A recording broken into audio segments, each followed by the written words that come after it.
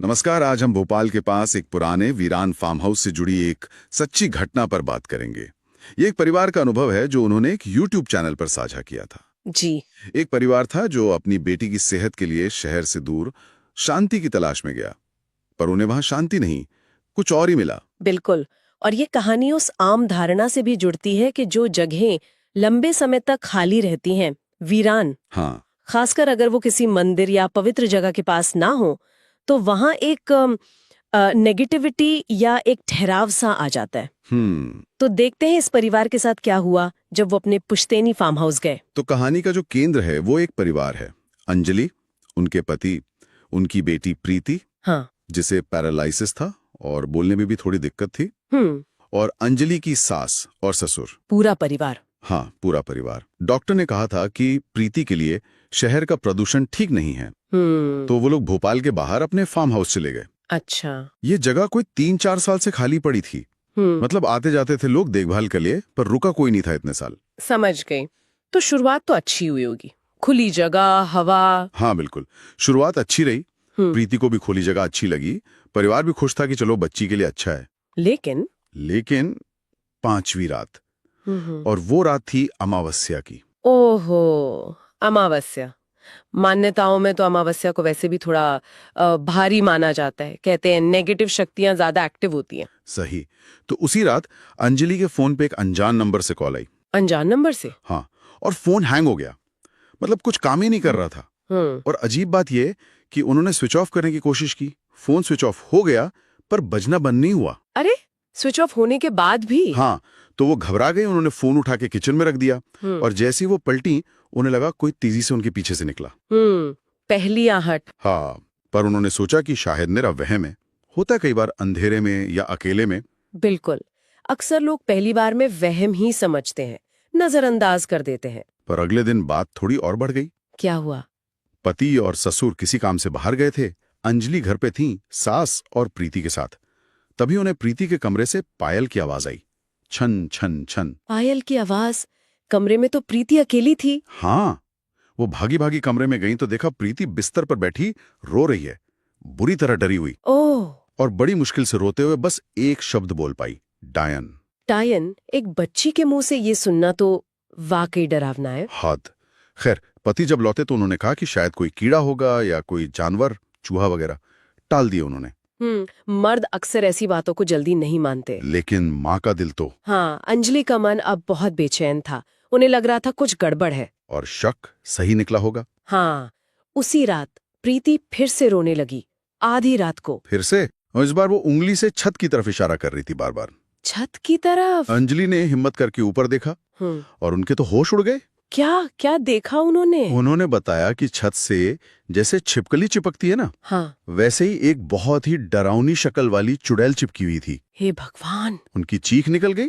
चीख सुनकर पति, सास, ससुर सब जागने, सब कमरे में आ गए। और क्या उन लोगों ने भी देखा? पति और सास ससुर ने तो नहीं देखा, शायद वो गायब हो गई। पर प्रीति ने भी उसे देखने की पुष्टि की इशारों में। अच्छा, तो माँ और बेटी दोनों ने देखा? हाँ। ये तो फिर वहम नहीं हो सकता। ये बहुत बहुत सीरियस बात थी। बिल्कुल। अब परिवार बुरी तरह डर गया था। उन्होंने फौरन फैसला किया कि अब एक पल भी यहाँ नहीं रुकना है, सुबह होते ही निकल जाएंगे। सही फैसला। ऐसी जगह रुकना खतरनाक हो सकता था। तो अगली सुबह पति और ससुर सामान ले जाने के लिए गाड़ी लेने गए। अंजलि, सास और प्रीति घर पर थे। तभी अंजलि को छत पर किसी के दौड़ने की आवाज आई, जोर जोर से, जैसे कोई कूद रहा हो। दिन में? सुबह? हाँ, सुबह। वो अकेली बाहर देखने गई कि कौन है छत पर। तो देखा छत के एक कोने में एक आदमी खड़ा है, पीठ फेरे हुए। आदमी? हाँ। उन्होंने आवाज दी, कौन है? और वो आदमी पलटा, और जैसे ही अंजलि ने उसका चेहरा देखा, वो वहीं बेहोश होकर गिर पड़ी। ऐसा क्या था उसके चेहरे पर? जैसे उन्होंने बाद में बताया, उसकी आंखें नहीं थी, आंखों की जगह गड्ढे थे। नाक की जगह भी बस एक गड्ढा, और एक बहुत बड़ा सा खुला हुआ मुंह, जैसे किसी कंकाल पर बस खाल चढ़ा दियो। बाप रे, ये सुनने में ही इतना भयानक लग रहा है। बहुत ज्यादा। सास ने उन्हें बेहोश देखा तो वो घबरा गई। जाहिर है। पति और ससुर जैसे ही गाड़ी लेकर लौटे, उन्होंने जल्दी जल्दी जैसे तैसे सामान लादा और फौरन वहां से निकल गए, हमेशा के लिए। और फिर कभी वापस नहीं गए होंगे? कभी नहीं। ये पूरी कहानी परिवार की ही एक सदस्य, श्रेया नाम है उनका, उन्होंने YouTube चैनल पर शेयर की थी। और वो कहानी इस बात पर खत्म होती है कि हाँ, वाकई खाली वीरान जगहों पर नेगेटिव एनर्जी आ सकती है। तो ये थी उस परिवार की कहानी। सुकून की तलाश में गए थे, लेकिन एक भयानक अनुभव लेकर लौटे। बिल्कुल। अब कोई इन बातों पर यकीन करे या ना करे, ये एक अलग बात है, पर यह सोचना जरूरी है कि इस तरह के जो अनुभव होते हैं, जो समझ नहीं आते, जो डरावने होते हैं, हाँ। वो किसी परिवार पर, खासकर जिसमें प्रीति जैसा एक संवेदनशील बच्चा हो, उनकी यादों पर, उनके फैसलों पर कितना गहरा असर डालते होंगे। सही कहा। क्या वो उस डर से कभी पूरी तरह उभर पाए होंगे? ये सवाल शायद पीछे रह जाता है। हाँ, ये सवाल कहानी से भी ज्यादा परेशान करने वाला है। स्वागत है। आज हम कुछ ऐसी कहानियों पर नजर डाल रहे हैं जो फिलीपींस से आई हैं। ये बिजली गुल होने मतलब ब्लैकआउट के दौरान हुए कुछ बड़े ही अजीब और डरावने अनुभवों के बारे में हैं। सच्ची कहानियां हैं जो ऑनलाइन मिली। हाँ, और ये दिलचस्प है कि कैसे अंधेरा सिर्फ बत्ती जाने से कहीं ज्यादा होता है। ये हमारी पूरी धारणा बदल देता है। बिल्कुल, जैसे जानी पहचानी जगह भी एकदम से अनजानी लगने लगती हैं। सही कहा। और अक्सर जो लोक कथाओं वाले डर होते हैं ना, वो सतह पर आ जाते हैं। तो आज हम यही देखेंगे कि कैसे एक मामूली सा ब्लैकआउट भी असाधारण, यहाँ तक कि खौफनाक घटनाओं का मंच बन सकता है। चलें शुरू करें। हाँ, चलिए देखते हैं। ये सिर्फ डरावनी कहानियां नहीं है, ये दिखाती हैं कि बिजली कटौती जैसी आम बात कैसे हमारे अंदर के डर को उघाड़ सकती है। तो पहली कहानी कोरा की है। वो अपनी दादी के एक पुराने सूने घर में रहने जाती है। अकेले? हाँ, अकेले। और पहली ही रात, बत्ती गुल, अंधेरा। तभी उसे एक बच्चे की आवाज सुनाई देती है बाहर से। आवाज कहती है, दीदी क्या मैं अंदर आ सकता हूँ? सुनने में तो कितना मासूम लगता है ना? लेकिन जब वो खिड़की से देखती है तो बाहर एक बच्चा खड़ा है और उसकी आंखें। क्या हुआ आंखों को? पूरी तरह काली, बिल्कुल काली, कोई सफेदी नहीं। ये लोक कथाओं वाला संकेत है। काली आंखें अक्सर कुछ अप्राकृतिक या भयावह मानी जाती है। हाँ, और बाद में उसे घर में एक पुराना एल्बम मिलता है। उसमें उसी बच्चे की तस्वीर थी। नाम था एमिलियो। 1987 की तस्वीर। एमिलियो, तो ये कोई जाना पहचाना था, या मतलब बचपन का भूत अक्सर पारिवारिक रहस्यों से जुड़ा होता है ना? कोई अनसुलझी बात, कोई हादसा। बिल्कुल। और बात यहीं खत्म नहीं हुई। अगली बार जब ब्लैकआउट हुआ, फिर से? हाँ, वो बच्चा घर के अंदर था। अंदर? कैसे? पता नहीं कैसे। और फिर राज खुला।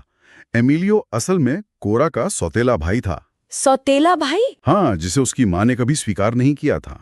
और उसकी मौत उसी घर की खिड़की से गिरकर हुई थी, रहस्यमय तरीके से। अरे बाप रे! और अब वो भूत, हाँ, वो भूत कोरा को उसी खिड़की से बाहर खींचने की कोशिश कर रहा था।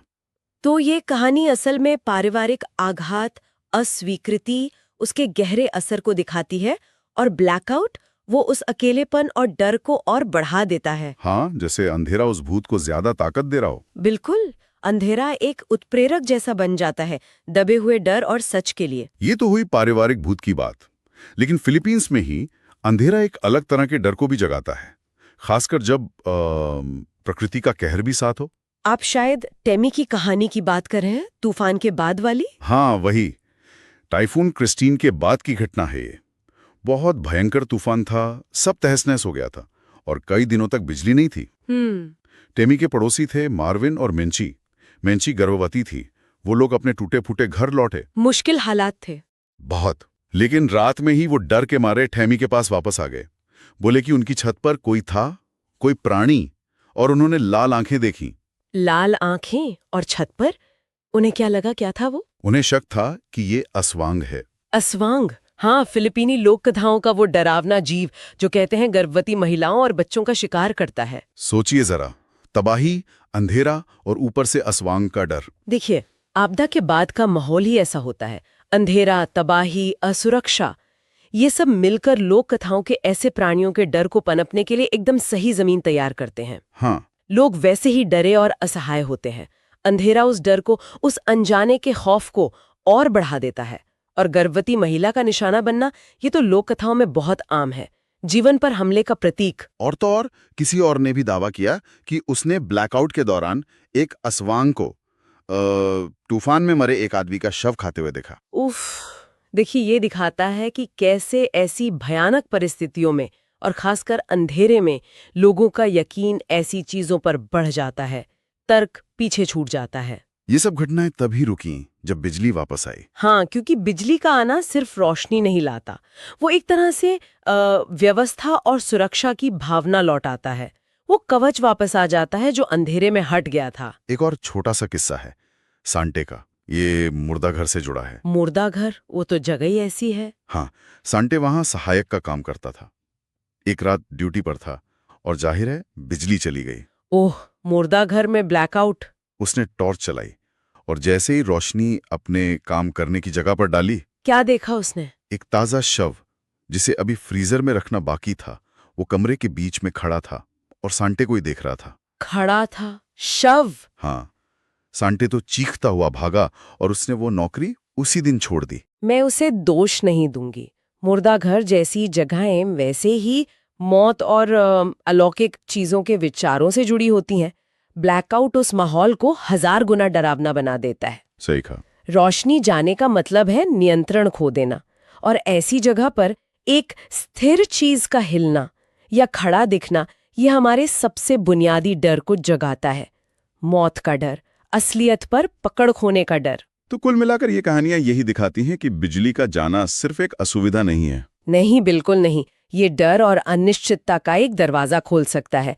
अंधेरे में क्या छिपा है, ये सोच ही परेशान करने वाली है। और ये सवाल भी उठता है ना, कौन सा सवाल? कि क्या अंधेरा सच में इन प्राणियों को बाहर लाता है, या फिर अंधेरा हमें बस ज्यादा संवेदनशील बना देता है उन चीजों के प्रति जो शायद हमेशा ही वहां होती हैं, बस रोशनी में नजर नहीं आती। हाँ, बिल्कुल सोचने वाली रात है। अगली बार जब बत्ती गोल हो तो जरा सोचिएगा जरूर, अंधेरे के सायों में असल में क्या कुछ हो सकता है। स्वागत है। आज हम कुछ ऐसी कहानियों पर नजर डाल रहे हैं जो फिलीपींस से आई हैं। ये बिजली गुल होने मतलब ब्लैकआउट के दौरान हुए कुछ बड़े ही अजीब और डरावने अनुभवों के बारे में हैं। सच्ची कहानियां हैं जो ऑनलाइन मिली। हाँ, और ये दिलचस्प है कि कैसे अंधेरा सिर्फ बत्ती जाने से कहीं ज्यादा होता है।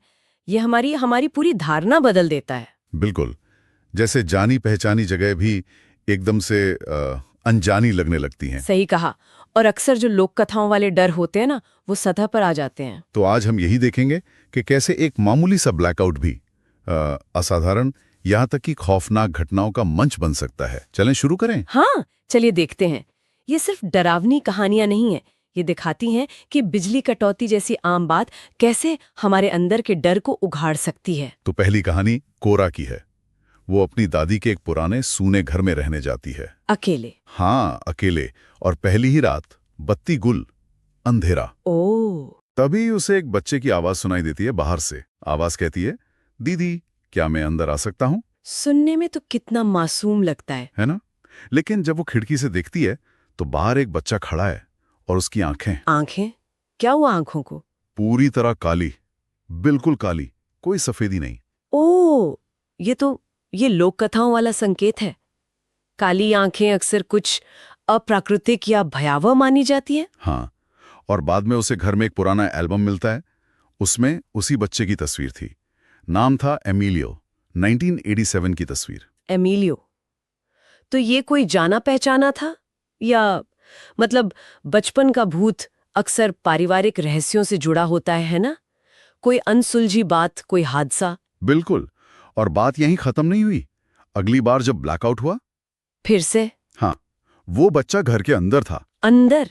कैसे? पता नहीं कैसे। और फिर राज खुला। एमिलियो असल में कोरा का सौतेला भाई था। सौतेला भाई? हाँ, जिसे उसकी मां ने कभी स्वीकार नहीं किया था।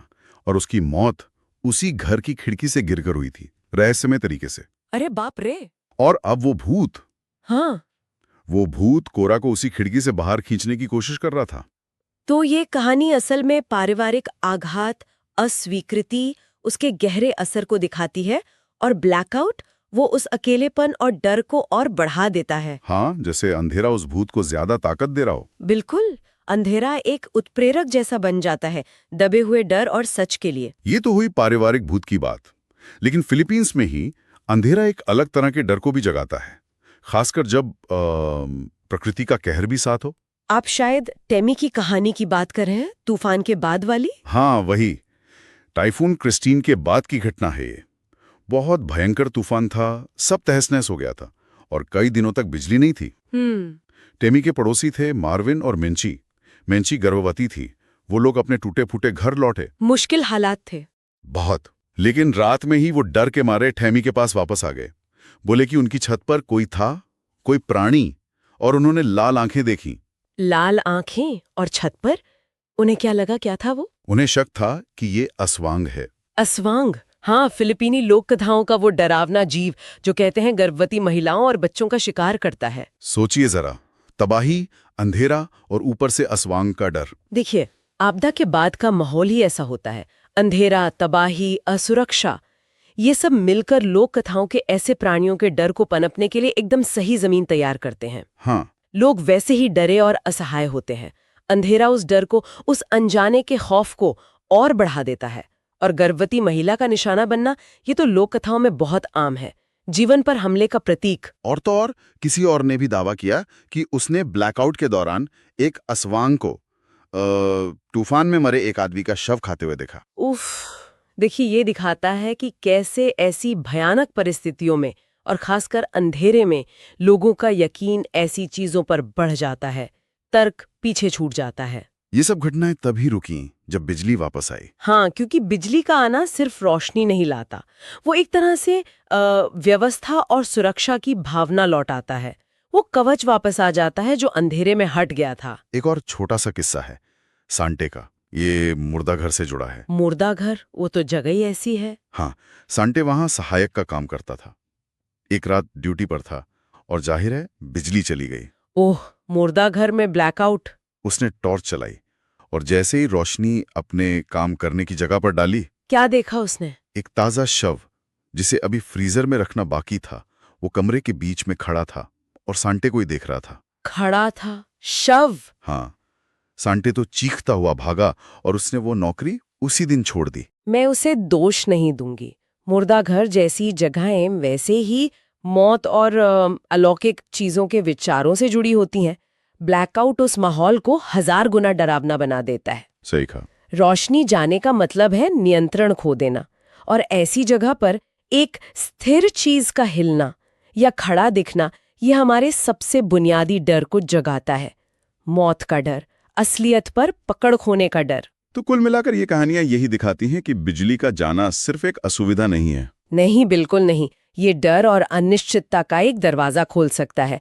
अंधेरे में क्या छिपा है, ये सोच ही परेशान करने वाली है। और ये सवाल भी उठता है ना, कौन सा सवाल?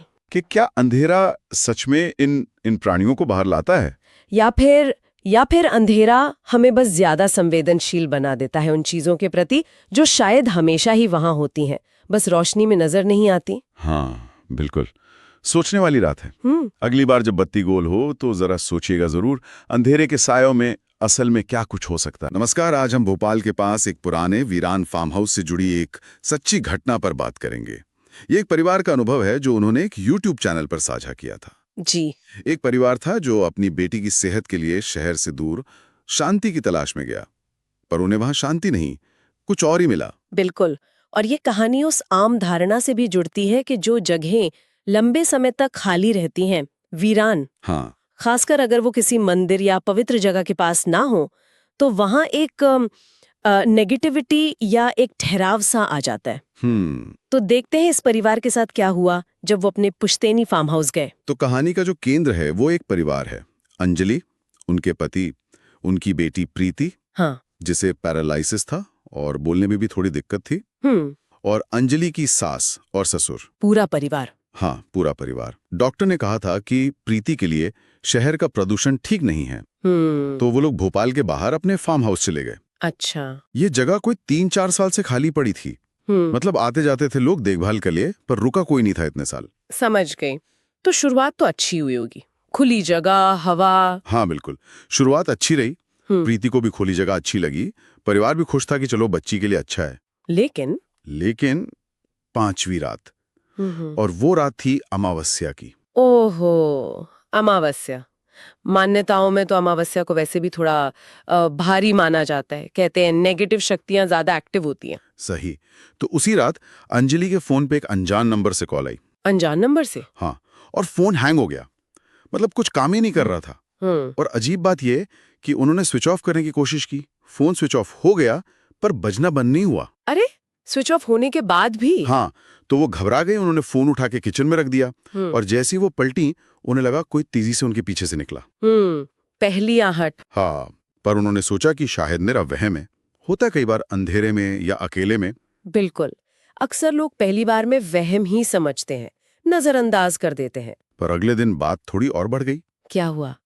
पति और ससुर किसी काम से बाहर गए थे। अंजलि घर पे थी, सास और प्रीति के साथ। तभी उन्हें प्रीति के कमरे से पायल की आवाज आई, छन छन छन। पायल की आवाज? कमरे में तो प्रीति अकेली थी। हाँ, वो भागी भागी कमरे में गई तो देखा प्रीति बिस्तर पर बैठी रो रही है, बुरी तरह डरी हुई। ओह! और बड़ी मुश्किल से रोते हुए बस एक शब्द बोल पाई, डायन। डायन? एक बच्ची के मुंह से ये सुनना तो वाकई डरावना है। हद। खैर, पति जब लौटे तो उन्होंने कहा कि शायद कोई कीड़ा होगा या कोई जानवर, चूहा वगैरह। टाल दिए उन्होंने। मर्द अक्सर ऐसी बातों को जल्दी नहीं मानते। लेकिन माँ का दिल तो। हाँ, अंजलि का मन अब बहुत बेचैन था। उन्हें लग रहा था कुछ गड़बड़ है। और शक सही निकला होगा। हाँ, उसी रात प्रीति फिर से रोने लगी, आधी रात को। फिर से? और इस बार वो उंगली से छत की तरफ इशारा कर रही थी बार बार। छत की तरफ? अंजलि ने हिम्मत करके ऊपर देखा और उनके तो होश उड़ गए। क्या क्या देखा उन्होंने? उन्होंने बताया कि छत से जैसे छिपकली चिपकती है ना, हाँ, वैसे ही एक बहुत ही डरावनी शक्ल वाली चुड़ैल चिपकी हुई थी। हे भगवान! उनकी चीख निकल गई। चीख सुनकर पति, सास, ससुर सब जागने, सब कमरे में आ गए। और क्या उन लोगों ने भी देखा? पति और सास ससुर ने तो नहीं देखा, शायद वो गायब हो गई।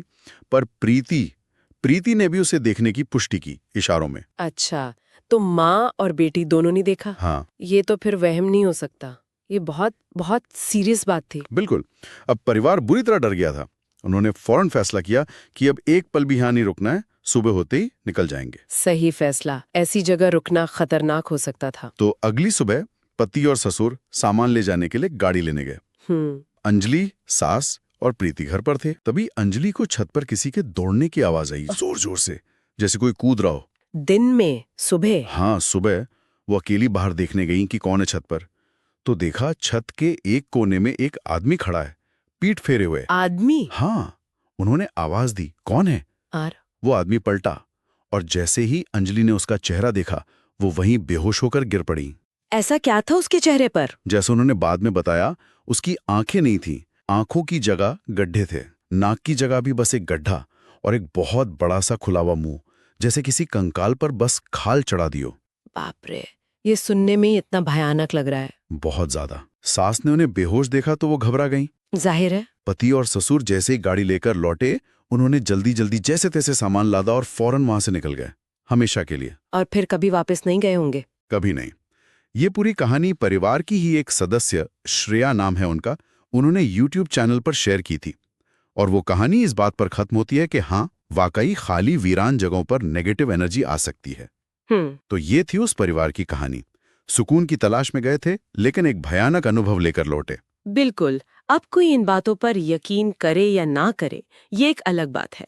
पर यह सोचना जरूरी है कि इस तरह के जो अनुभव होते हैं, जो समझ नहीं आते, जो डरावने होते हैं, हाँ। वो किसी परिवार पर, खासकर जिसमें प्रीति जैसा एक संवेदनशील बच्चा हो, उनकी यादों पर, उनके फैसलों पर कितना गहरा असर डालते होंगे। सही कहा।